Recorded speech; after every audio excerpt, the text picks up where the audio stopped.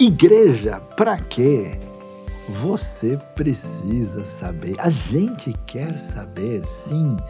A proposta de igreja é importantíssima nos ensinos de Jesus. Você quer saber mais sobre isso? Confira conosco aí na nossa mensagem de hoje aqui na IBNU. Seja você também parceiro da IBNU e esteja conectado sempre com os ensinos da Palavra de Deus com a gente aqui.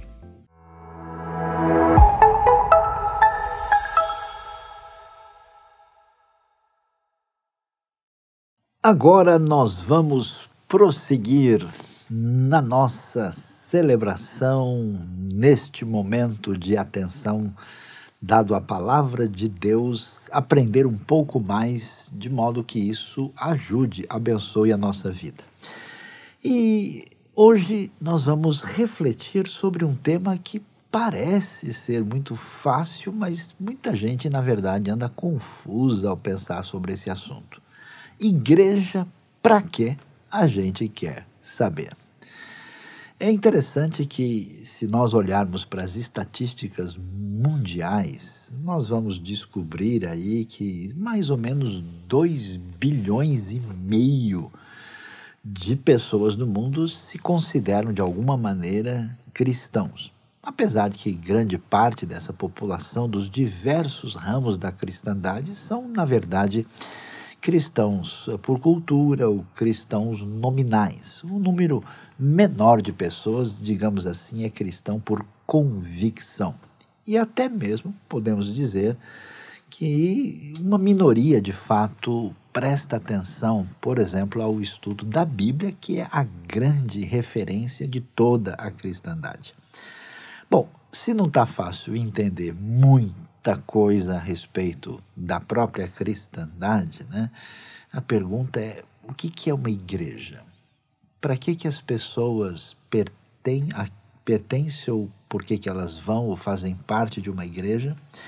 Para muitas pessoas, a igreja é um edifício, é um lugar arquitetônico, uma lembrança da história. Então, em vários lugares do mundo, a gente vê aquelas grandes catedrais, grandes construções. Igreja, às vezes, é digamos assim, um símbolo cultural marcado, né, na história de diversas nações no mundo. Para outras pessoas, a igreja é, digamos assim, uma espécie de lugar mágico diferente. Então, a pessoa imagina assim que o mundo lá fora está marcado por uma realidade secular ou até mesmo negativa, e de repente na igreja você entra num espaço sagrado, tem uma energia positiva que vai ajudar a resolver uma série de situações na vida. Outras pessoas veem a igreja especialmente como um ambiente para a gente estar com pessoas com as quais a gente se relaciona. A igreja tem principalmente um propósito, digamos assim, social. E para muitos grupos no mundo, a igreja, digamos, é um ambiente de obrigações religiosas e rituais que, se a gente não fizer, vai dar ruim na vida. Afinal de contas, como é que a gente entende isso? Igreja, para quê? A gente quer saber. Então vamos dar uma olhada na raiz de tudo. Vamos ver o que o próprio Senhor Jesus Cristo, que disse, né, que haveria de fundar a sua igreja. Qual é o ensinamento que nós vamos encontrar no Novo Testamento a respeito do assunto? Vocês são o sal da terra, mas se o sal perder o seu sabor, como restaurá-lo? Não servirá para nada, exceto para ser jogado fora e pisado pelos homens. Vocês são a luz do mundo. Não se pode esconder uma cidade construída sobre um monte. E também ninguém acende uma candeia e a coloca debaixo de uma vasilha. Ao contrário, coloca num lugar apropriado e assim ilumina a todos os que estão na casa. Assim brilhe a luz de vocês diante dos homens, para que vejam as suas boas obras e glorifiquem ao Pai de vocês que está nos céus. É importante observar que no ensinamento de Jesus, quando vai se formar essa ideia de igreja, na verdade nós estamos falando de uma reunião de pessoas. E essa reunião de pessoas, Jesus vai deixar bem claro, esses que são os seus discípulos, os seus seguidores, devem entender aqui com clareza que esse grupo de discípulos vai ser chamado para uma missão de ser sal da terra, no sentido daquele que impede o apodrecimento, a destruição da sociedade pelas suas qualidades e também pelo seu sabor diferenciado que atrai as pessoas para o reino de Deus, e a luz do mundo que chega com uma grande influência positiva da parte de Deus, vamos assim dizer, afastando todo tipo de trevas que prejudicam a vida humana. E é interessante que esse ambiente de ser chamado para fora, né, essa ideia tão clara que a gente observa de que essa luz ela deve estar marcada por essas obras, né, que fazem as pessoas glorificar ao Pai que está no céu. Ela é muito especial, e aí a gente começa a ver o que está por trás dessa ideia de igreja. Igreja não é simplesmente uma instituição, igreja não é simplesmente um edifício sagrado, igreja não é um espaço mágico, igreja não é uma manutenção de uma mera tradição. Igreja é essa comunidade do povo de Deus que o Novo Testamento vai deixar claro, que tem o seu aspecto de todos aqueles que fazem parte dessa igreja universal na história, como também a igreja local, onde um grupo de seguidores de Jesus está em sintonia com o ser sal da terra e luz do mundo. Porque a necessidade do mundo é muito grave. Estou aqui com uma camisa oficial da Ucrânia, da cultura, uma camisa tradicional que lembra, por exemplo, do sofrimento desse povo hoje, necessitado de oração, de apoio humanitário, de ajuda no momento de conflito, onde muitos milhões de pessoas se tornaram refugiados e muitos já morreram no momento difícil que pede a nossa compreensão, apoio e ajuda. E pensando sobre essa situação, vamos olhar agora no eixo da história, né? Igreja, para que a gente quer saber o que mais o Novo Testamento vai nos falar a respeito desse assunto. É interessante ver Efésios capítulo 3, Paulo vai dar uma luz maior sobre isso, e ele vai dizer: por essa razão eu, Paulo, sou prisioneiro de Cristo Jesus por amor de vocês, gentios. Certamente vocês ouviram falar da responsabilidade imposta a mim em favor de vocês pela graça de Deus. Isso é o mistério que me foi dado a conhecer por revelação, como já lhes escrevi. Em poucas palavras, ao lerem isso, vocês poderão entender a minha compreensão do mistério de Cristo. Esse mistério não foi dado a conhecer aos homens de outras gerações, mas agora foi revelado pelo Espírito aos santos apóstolos e profetas de Deus, significando que, mediante o Evangelho, os gentios são co-herdeiros com Israel, membros do mesmo corpo e coparticipantes da promessa em Cristo Jesus. Deste Evangelho me tornei ministro, pelo dom da graça de Deus a mim concedida pela operação do seu poder. Que coisa interessante. A igreja aqui, tão bem apresentada em Efésios, ela é um mistério. Que tipo de mistério é esse?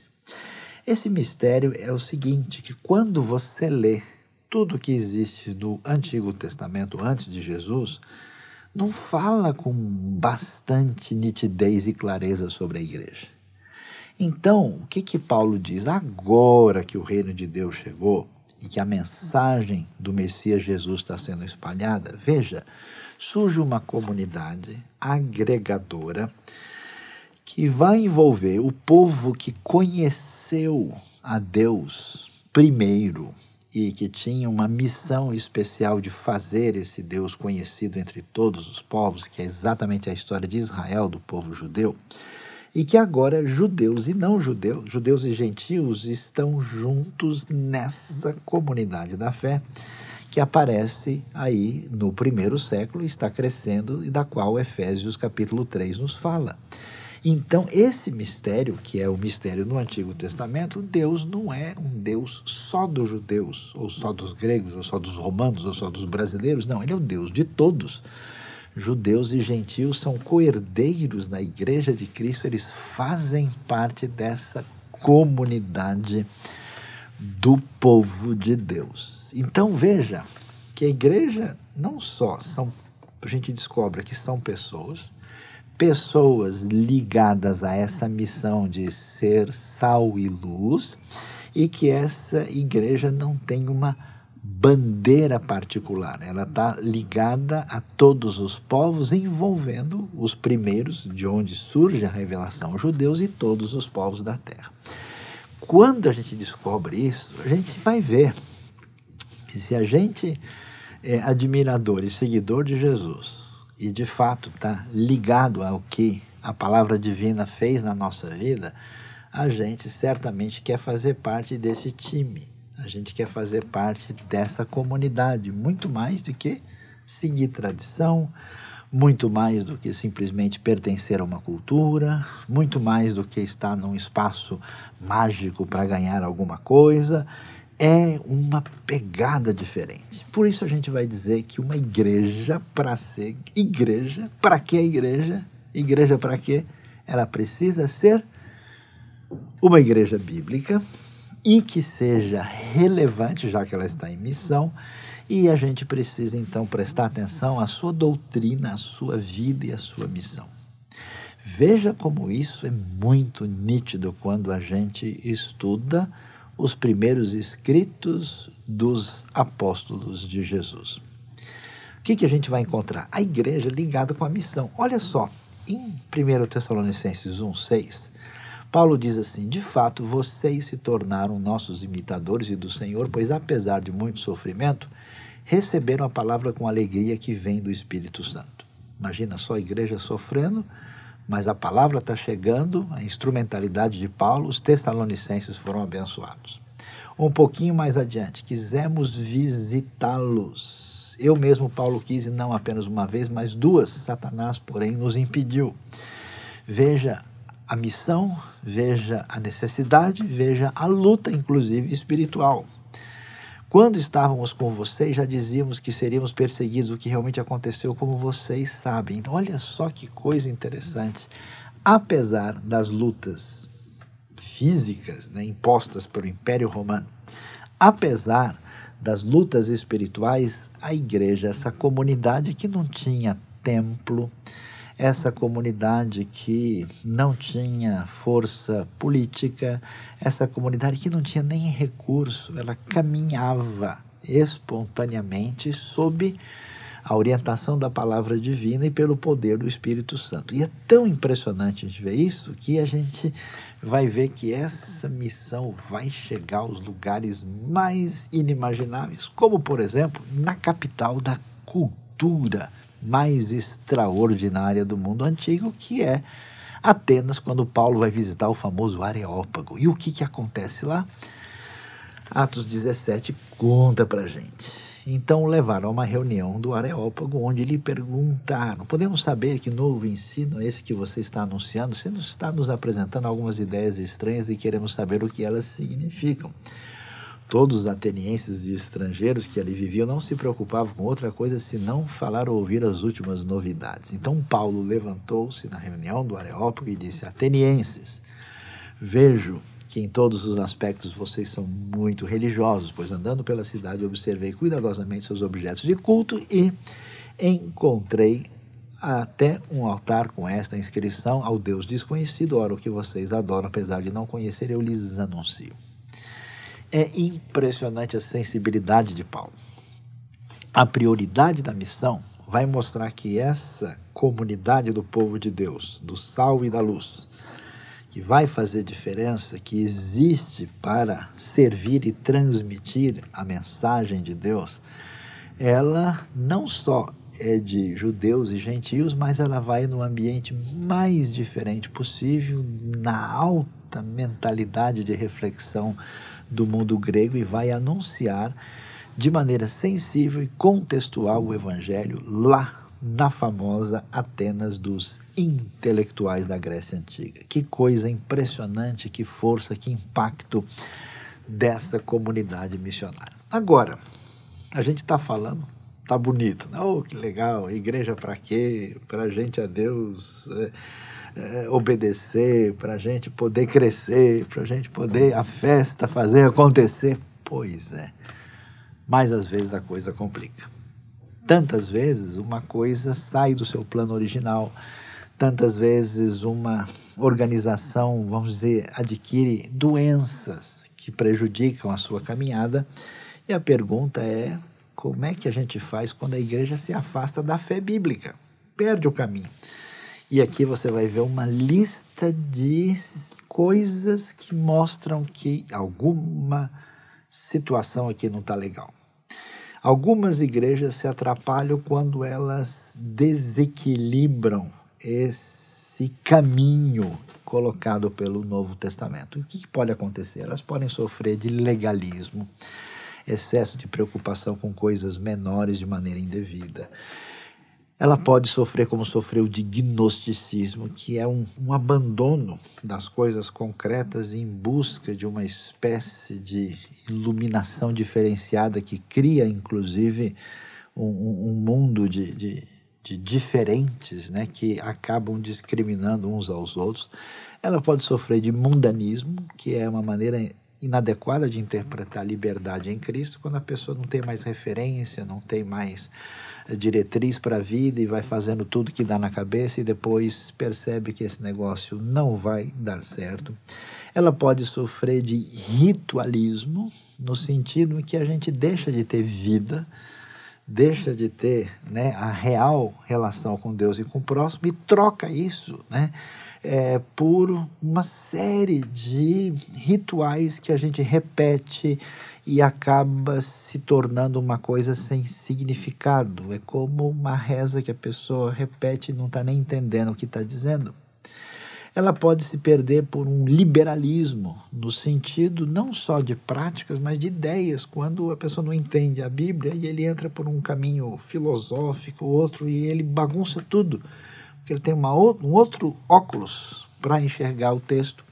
Ela pode se perder por um misticismo, onde a pessoa passa a ver a vida cristã de maneira mágica e que perde o bom senso, perde a capacidade de enxergar as coisas de maneira, vamos dizer, equilibrada, a partir de princípios ligados à vida, vira uma mistificação das coisas. Ela pode se perder pelo anomismo, quando não existe mais diretriz nem regra nenhuma, a pessoa faz tudo, anomismo quer dizer sem lei, anomos. Ela pode sofrer de escatologismo, a pessoa diz, não, olha, Jesus vai voltar, o fim do mundo está aí, então não vou mais nem comprar comida, eu vou parar de trabalhar, eu vou largar tudo. Isso aconteceu em Tessalônica, não pode. Ela pode sofrer de divisionismo. Ou seja, a gente quer ser tão certo, a nossa forma de cultuar é a melhor, a maneira de se vestir nossa é a certa, então quem não colocar a roupa da cor que a gente decidiu não é mais cristão, a gente cancela, afasta, não é por aí. Ela pode sofrer de práticas de discriminação. Já imaginou uma coisa dessa? A gente que é irmão em Cristo diz, não, aqui nessa igreja a gente não quer pessoas assim. Não, aqui não entra pessoa dessa raça. Não, aqui não entra pessoa desse povo. Aqui não entra pessoa dessa classe social. Como assim? Não faz sentido. Existe isso no nosso mundo sofrido.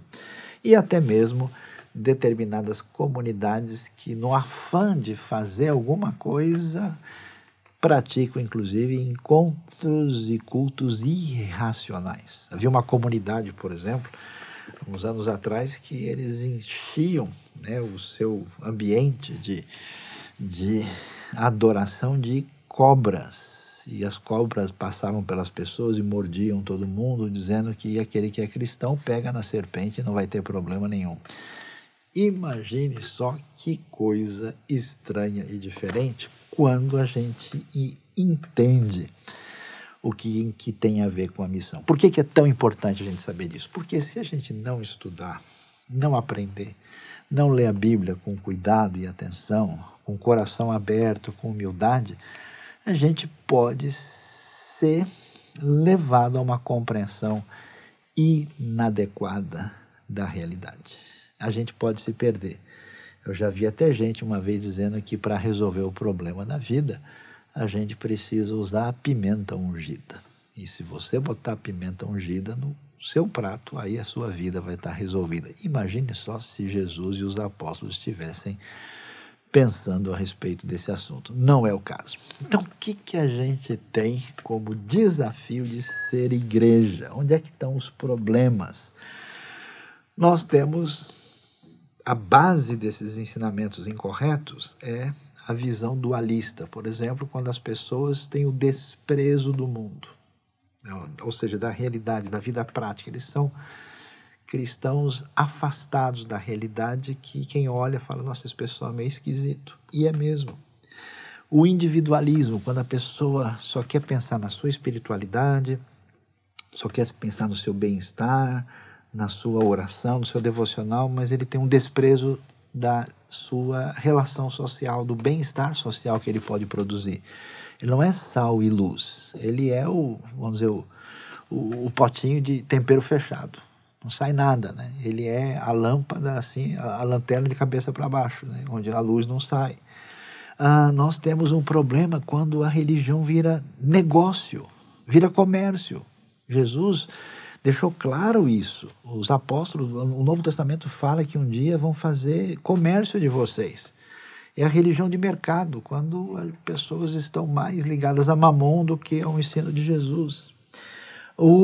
A atitude mística e racional, que é um desprezo do entendimento, da razão, da teologia. Não existe espiritualidade saudável que não conversa com o bom senso. E muita gente sincera, às vezes até quer servir a Deus, mas a conexão não está bem feita.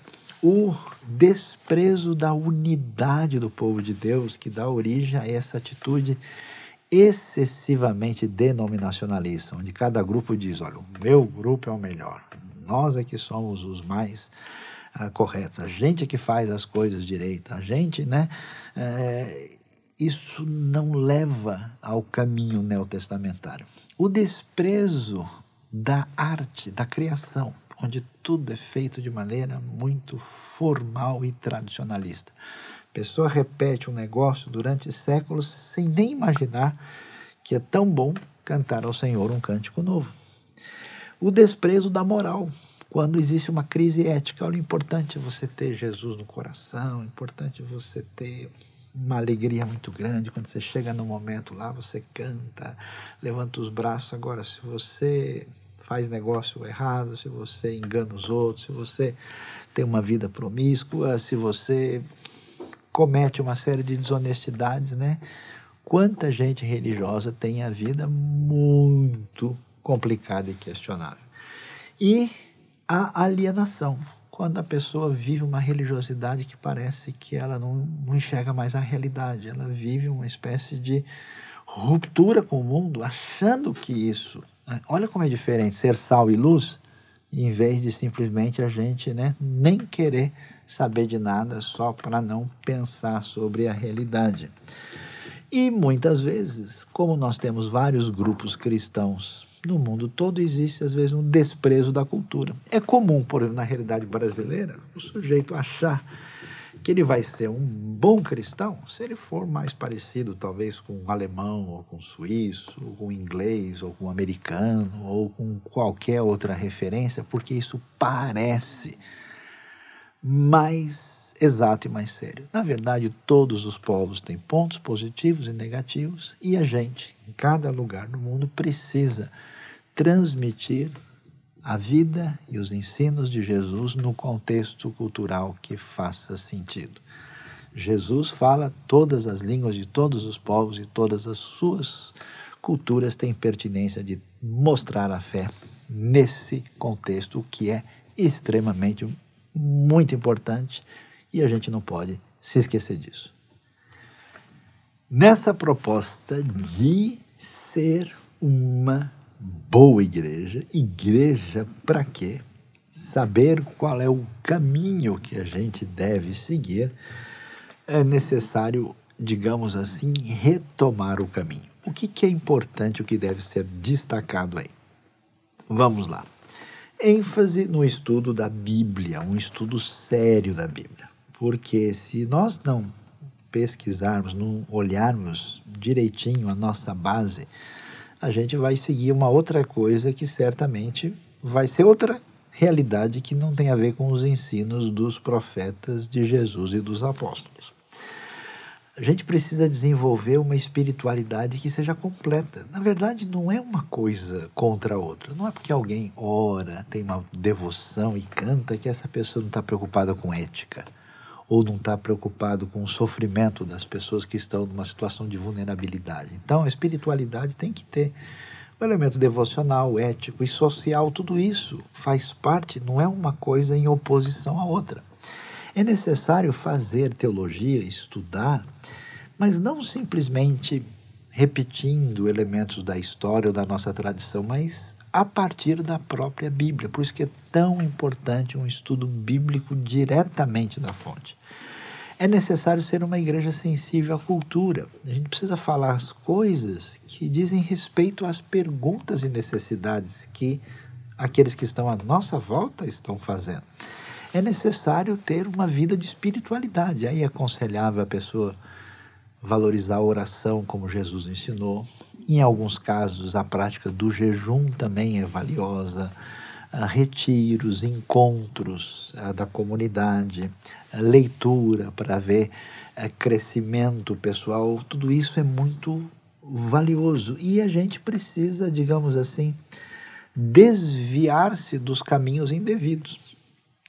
Rejeitar essa mistificação que às vezes é quase animista. A pessoa acha que tem um objeto mágico que vai dar um jeito na vida dela. É tão diferente do ensino do Novo Testamento, né?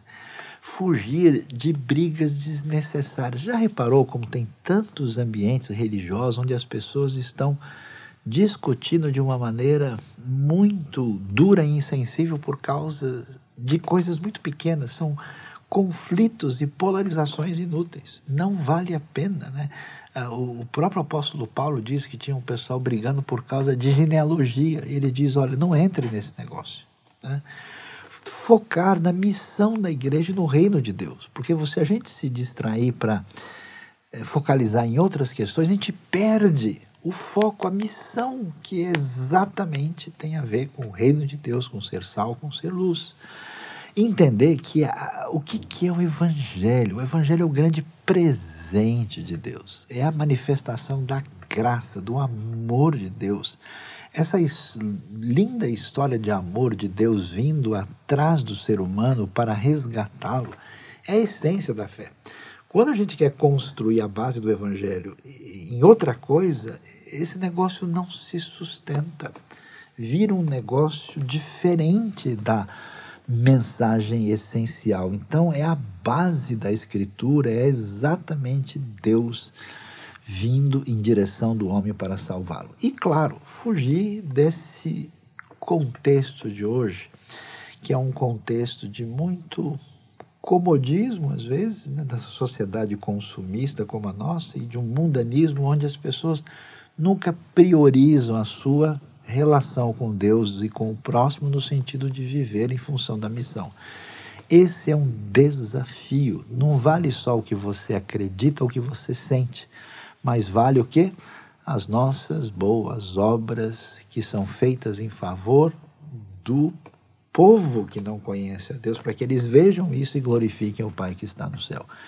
Então, a igreja, em grande parte, é uma comunidade de serviço. Quer dizer, é uma turma de gente feliz que acabou encontrando um abraço amoroso profundo da parte de Deus em Cristo Jesus e que está de bem com a vida e que quer abençoar o mundo.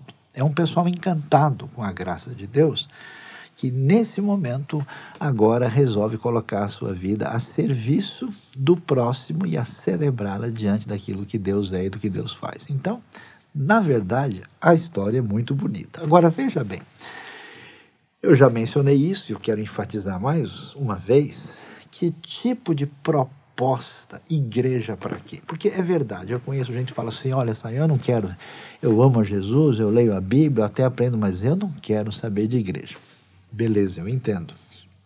Eu sei, pessoas passam por experiências difíceis, complicadas, decepção e frustração, mas fique sabendo, não é bem a proposta de Jesus. É um desafio para a gente, porque ficar sozinho e fazer as coisas sozinho é uma coisa, fazer junto com todo mundo é outra história. Comer aquele sanduíche frio no canto da mesa é um negócio. Agora, comer na festa com todo mundo, naquela santa muvuca, na conversa boa, é um outro departamento. Então vamos lá.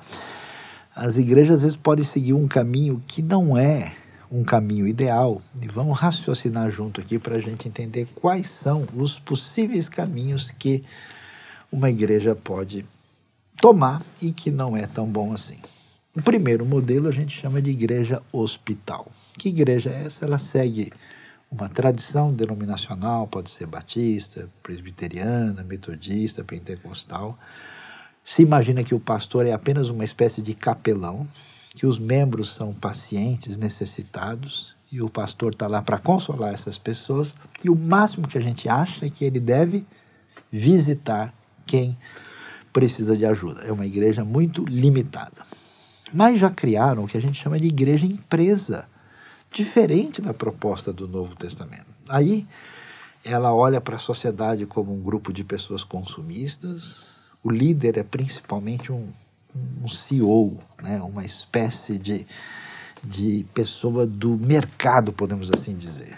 E os membros são vistos como clientes que a gente precisa atender às necessidades deles, né? Precisam ser satisfeitos, estão comprando um produto. É a pasteurização da fé. E o papel do líder não é nem explicar bem o evangelho, mas é causar um impacto emocional, social nas pessoas para ver se a máquina roda. E a expectativa é grandes reuniões, eventos para fazer a coisa acontecer. Você percebe? A mecânica desse negócio é forte e poderosa, mas a pergunta é: isso de fato vai fazer bem para essas pessoas? Elas vão ser mudadas internamente? Elas vão se tornar pessoas melhores com o poder do evangelho? É difícil que isso realmente aconteça. Por outro lado, é uma realidade que a gente tem visto nos últimos tempos, a igreja pode perder o seu caminho e virar uma comunidade meramente política, quando a visão é defender um partido, ou uma visão do que é chamado de esquerda ou de direita, né? A própria liderança perde o caminho e ele vira, na verdade, um político de massas, né? A igreja fica servindo a uma finalidade peculiar. Os membros viram ativistas políticos, então eles passam a militar nessa direção. Não há nenhum problema em a pessoa ter uma atividade política, só que ela tem que entender que não é a finalidade da igreja se restringir a esse papel. Muitas vezes a liderança pastoral é mobilizar os membros para causas que eles entenderem que são as mais relevantes, e a expectativa é que essa articulação aconteça lá. Nunca foi proposta do Novo Testamento desenvolver uma igreja hospital, nem empresarial, nem política. Qual que é a proposta? Uma igreja, nessa postura saudável, ela é uma igreja ligada à missão, ser sal e luz e fazer diferença. A natureza da igreja é uma natureza ligada à missão. Então, o pastor quem é? Ele é um mentor mestre, nas palavras de Efésios 4:11. Ele deve ensinar o caminho. É quase como um técnico de uma equipe esportiva dizendo: pessoal, é por aqui, ó. Aqui que é o saudável. Olha, o entendimento correto é esse. Eu preciso treinar essas pessoas para elas serem discípulos de Jesus melhores. Então, os membros não são só pacientes, nem são gente politizada, nem clientes. Eles são o quê? Discípulos. Eles são seguidores. Qual é o objetivo de uma pessoa que faz parte de uma igreja cristã? É se tornar semelhante a Jesus. É se tornar cada vez mais próximo da nossa referência, que é a pessoa de Jesus. Então, o que vale não é o pastor, o que vale não é o diácono ou tal, não importa o saião, não importa o líder da igreja tal, o que importa é Jesus. Essa é a referência. Então, o papel dessa liderança deve ser ensinar, equipar e treinar, fazer esse pessoal crescer. E por isso a expectativa é que haja ensino para capacitação, desenvolvimento das pessoas. Um ambiente saudável enquanto comunidade do povo de Deus é onde as pessoas percebem que elas estão crescendo na sua vida, na sua relação com Deus e com o próximo. Portanto, numa igreja hospital, o que vai acontecer? Tudo que é diferente da igreja, a cultura, é inimigo da fé. Tudo é o mundo, tudo é o diabo. A pessoa tem medo disso. Na igreja empresa, pelo contrário, eles usam tudo que tem na cultura para fazer a máquina rodar e ela se tornar mais, até mesmo lucrativa. Na igreja que virou referência de ação política, tudo que acontece é uma ação mobilizadora para lidar com quem é dominado, quem é dominante no cenário social. Na visão da igreja ligada à missão, a cultura ela recebe a confrontação do evangelho, porque tem muita coisa que é normal na cultura que não é normal segundo Deus, e a gente não tem como aceitar uma série de coisas que as pessoas passaram a achar que tudo bem. No tempo que havia escravidão, um monte de gente religiosa falou, não, mas isso é assim mesmo. Talvez esse pessoal que está sendo escravizado nem alma não tem. Como concordar com isso? Impossível. E essa cultura, como Paulo faz em Atenas, ela é ponte para a contextualização, falando na linguagem das pessoas as palavras de Deus. Que tipo de música Deus quer na igreja? Segundo a igreja hospital, mais antiga possível e que seja lá 300 anos para trás. Na igreja empresa, é a música gospel, é o sucesso do momento. Na política, é algo que possa mobilizar as pessoas de maneira popular, como você vê numa campanha de um candidato, por exemplo. Na igreja da missão, é a igreja que é contextualizada para comunicar o evangelho, a música que faz sentido para quem precisa ser alcançado pela graça. Qual é o alvo final de uma igreja hospital? É bem-estar das pessoas. Todo mundo tem que estar tranquilo. Na empresa é números. Vamos ver quanto que nós temos aqui, como é que a roda girou. Na igreja política, claro, quais são os desdobramentos da ação política. Na igreja da missão é a maturidade das pessoas. Quanto as pessoas cresceram. Qual é a transformação real que o ensino e a vida em comunidade têm trazido? De modo que, enquanto na igreja hospital o que importa é a manutenção, na empresa o que importa é a satisfação do cliente, na política o que importa é o engajamento na causa, na igreja da missão o que importa é a prática da missão. Portanto, a igreja de Jesus é uma comunidade de serviço no reino de Deus. Então a pergunta que a gente traz para você é: você tem sido edificado na sua vida cristã? Seu coração internamente tem sido alimentado? Você tem tido uma espiritualidade que floresce? Você tem aprendido, a sua mente, o seu entendimento tem crescido no conhecimento de Deus e você tem usado os seus dons, sua capacidade para ser um caminho de bênção? Veja, a fé bíblica é até um tanto simples. Essas pessoas com essa disposição e trabalhadas, juntas, começam a fazer um monte de coisas que se desdobram naquilo que tem a ver com o reino de Deus. Então, o que a gente deve dizer? Uma igreja. Igreja para quê? Às vezes até eu mesmo já perguntei isso. Que tipo de igreja faz sentido? Uma igreja que seja comunitária, que se preocupe com uma ética social, que preste atenção, com muita atenção e cuidado especial à doutrina, à palavra divina, que seja sensibilizada pelo amor de Deus. Então a marca dela é misericórdia, é graça. Porque igreja sem amor, e isso ela é alguma coisa estranha que não é o que o Novo Testamento apresenta.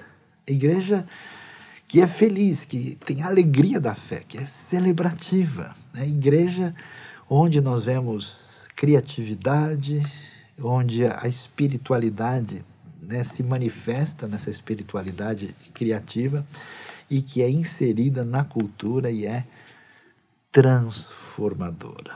É tão simples, eu fico assim de boca aberta com Jesus. Porque você imagina, falar as coisas mais importantes para o reino de Deus, eu esperaria que Jesus falasse um negócio bem difícil, bem filosófico, assim, bem para pessoas muito inteligentes entenderem. E o que ele diz? A gente repete para todo mundo, para não esquecer. Olha que coisa simples, bonita e cativante.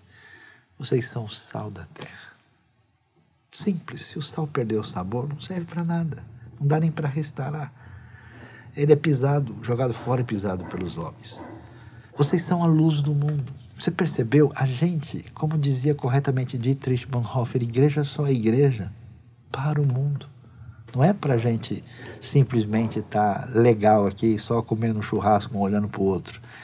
É muito mais do que isso. Vocês são a luz do mundo. Não dá para esconder uma cidade construída sobre um monte. Ninguém acende uma candeia e coloca debaixo de uma vasilha. Você coloca num lugar apropriado.